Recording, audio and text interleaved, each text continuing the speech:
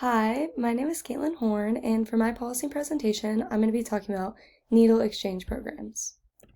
An overview of my presentation will be what are needle exchange programs, the difference needle exchange programs can make in middle and low-income countries, needle exchange programs in prison systems and the different perspectives on implementing them in America and in Canada, how these programs relate to the NASW Code of Ethics, and what your opinions on these programs are and what would you do with them. So, what are these programs? These are sanctioned places where you can go to receive clean injecting equipment and advice. This includes needles, syringes, and other sanitary items and education on how to stay safe when it comes to injecting drugs. These programs are put into place to reduce the number of illnesses, like HIV, that come from sharing needles and other unsanitary items that could transfer blood from one person to another. They also hope to reduce the amount of people using drugs by educating them on the risks as well. Well, not every needle exchange program is going to offer these educational services. A lot of them do. So, HIV in middle and low income countries. The article I read on this issue found that when needle exchange programs were implemented in these countries, regardless of socioeconomic status, there was a major drop in cases of HIV and other syringe/blood related diseases. There was also a significant decrease in needle sharing among individuals who use drugs. These findings were measured on both the individual and the community levels, which showed the same result. This is because needle sharing is going to go down when there is more access to clean needles and there's no reason for them to be sharing them, which is then therefore going to reduce the number of HIV and blood-related disease-caused cases. Needle exchange programs in prison communities in America.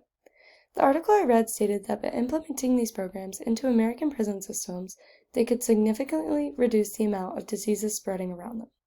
They found the best way to implement these programs would be to have inmates run the programs in order to make sure people are not afraid to receive these clean injecting supplies and reduces the stigmas of receiving help and aid.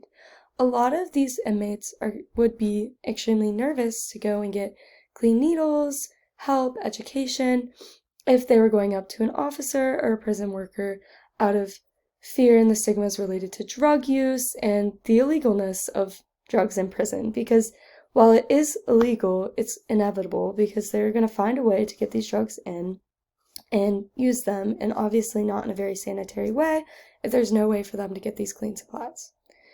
And in the process of giving them this clean and sterile injecting equipment, they could educate these inmates and the risks of contracting HIV and sharing needles.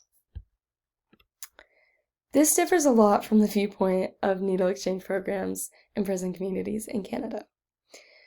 While in America, these programs are advocated for, officers who work in Canada, where these prisons have already put these programs in place, have a very different opinion because these programs were implemented actually in 2018. In this article, Canadian officers claimed that rather than helping these inmates, they felt as though it makes prisons a more dangerous place and actually promotes drug use. Giving these inmates the clean needles and tools to use these drugs actually seems to increase the drug use. It also has dangerous repercussions of needles circling around prisons.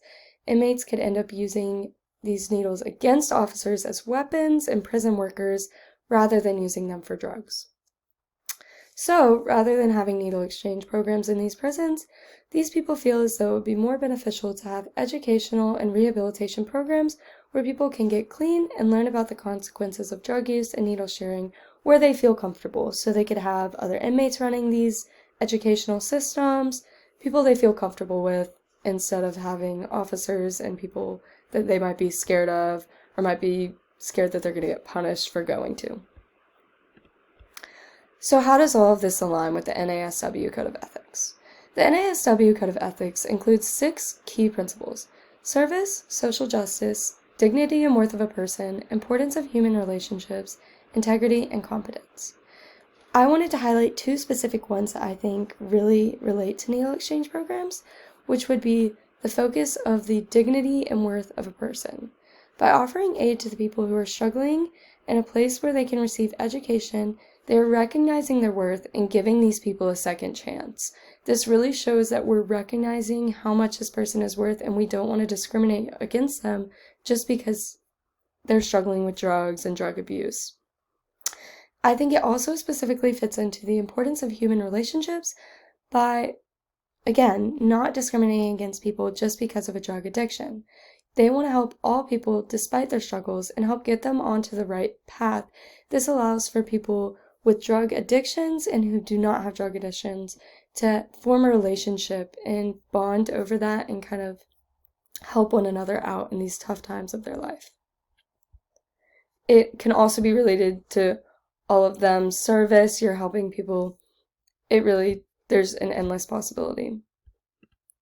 So for my final note, I would like to ask everyone a question.